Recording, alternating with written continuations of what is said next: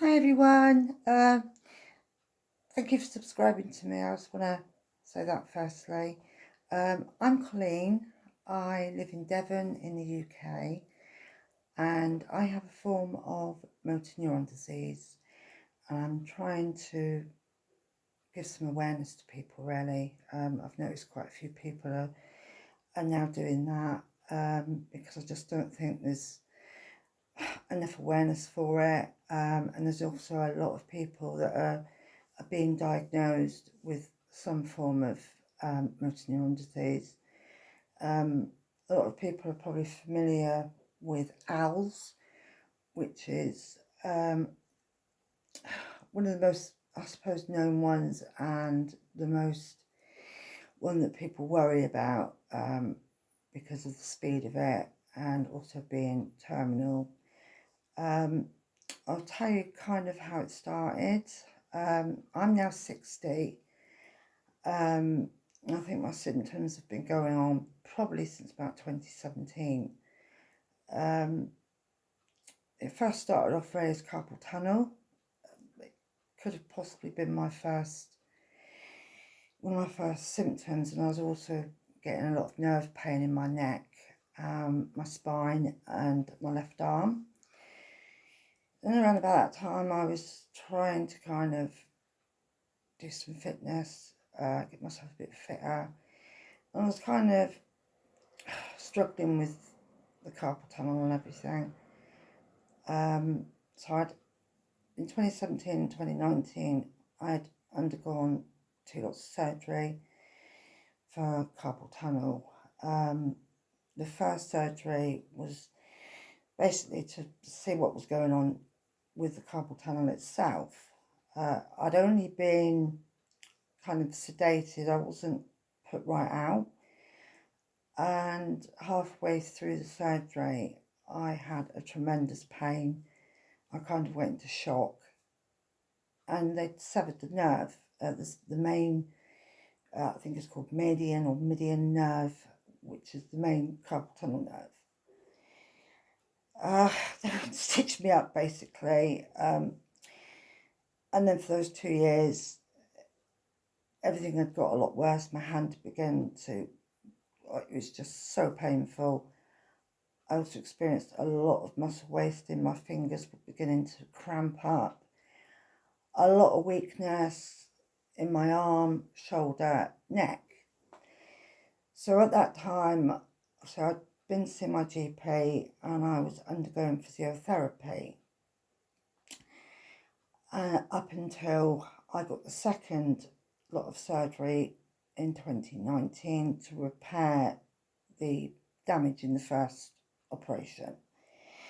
So that was successful, and it padded my hand out the best it could. It was quite a you can't really see the scar, but I mean the scar is kind of all the way down there. So they opened me right up there, kind of padded. I haven't got it now, but they kind of padded around this area here, the thumb joint and the palm. I had a nerve conduction test which showed no nerve damage as far as the hand surgeon was concerned. Everything was, in his opinion, it was all sorted out.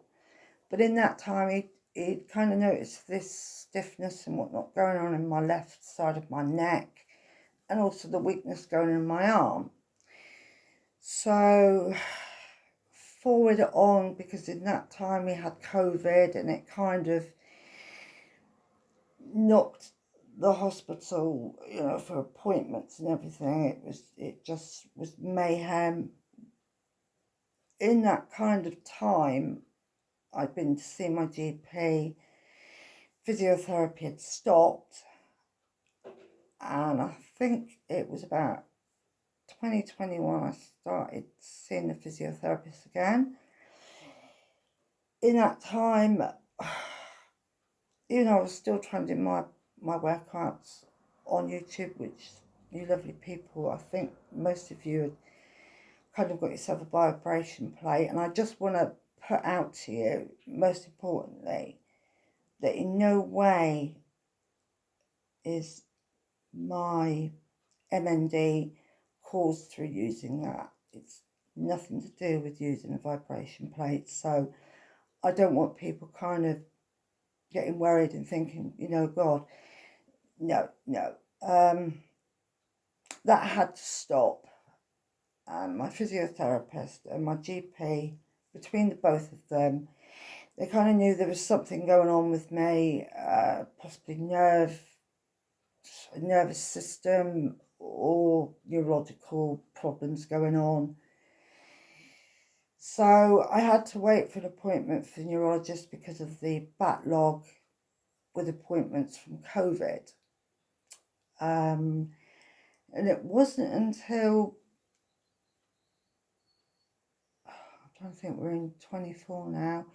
It was in the middle of 2022, I got my first appointment to the neurologist. I've been seeing him for, it's 18, 19 months. He'd given me all the tests. So he basically gave me an MRI on full the brain, full spinal. I had a nerve conduction test done, bloods, I had a genetic blood test done. It all come back normal, nothing basically showing up. But in that time, my legs had become a lot weaker. And in fact, they went on me. I was going to a little gym in my local town. Been going there for quite some time. I had no problem with my legs. Only the ongoing weakness and whatnot in my hand, my arm, my shoulder. And it was just out of the blue. My legs just went on me, and I wasn't really, I hadn't overexcited. In fact, we were just doing a warm up, and my legs just went. And from then on, I kind of noticed that I couldn't stand very long. I couldn't walk very long. And this was all around about 2022 time. And it just went downhill. I started getting what we call fasciculations. I think that's how you pronounce it. I just call them twitches.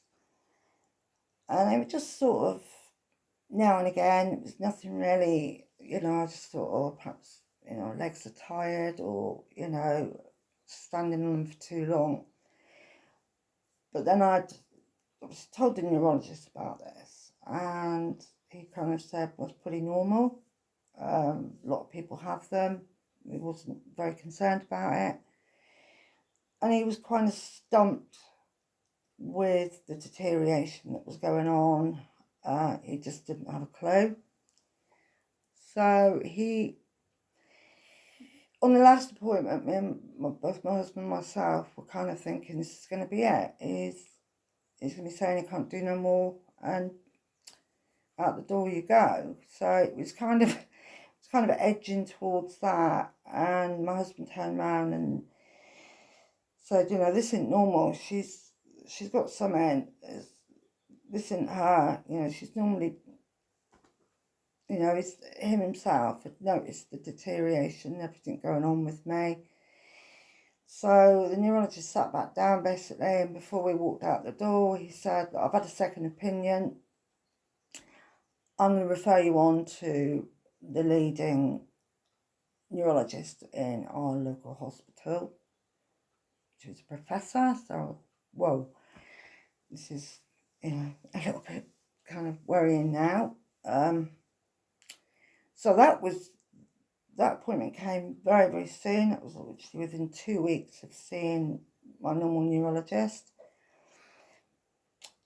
I had the appointment, did the examinations, asked my symptoms, how, you know, the last couple of years have progressed. And then he just bluntly asked me what I thought was going on, and I said, this is something neurological. Is it a nerve you know, I don't know. So he just looked at me and he said, well, I'll tell you what I think's going on. And he mentioned primary lateral sclerosis, MND. So it's a form of owls, basically the owls that we all know about motor neuron disease, but it's a very rare form of owls. It's a slower progress. With owls, you're probably looking at maybe 2 to 5 years, I think. It's a very quick progression with owls, whereas this has been a lot slower. I'm just kind of starting to get the look of, I'm not curling my finger, by the way, this is how it is. So my hands are kind of looking like that's a better view. So they're kind of looking a bit on the old, they're called spasticity or something like that. So there's a lot, just my hand, if you can see, some of the fingers are kind of curling in, and I'm losing a lot of strength, weakness, blah blah. So anyway, he said that what his prognosis, I suppose, was pretty convinced that I've got PLS. But he's also unsure whether I also have another condition of motor neuron disease, which is AHD, known as anterior horn cell disease.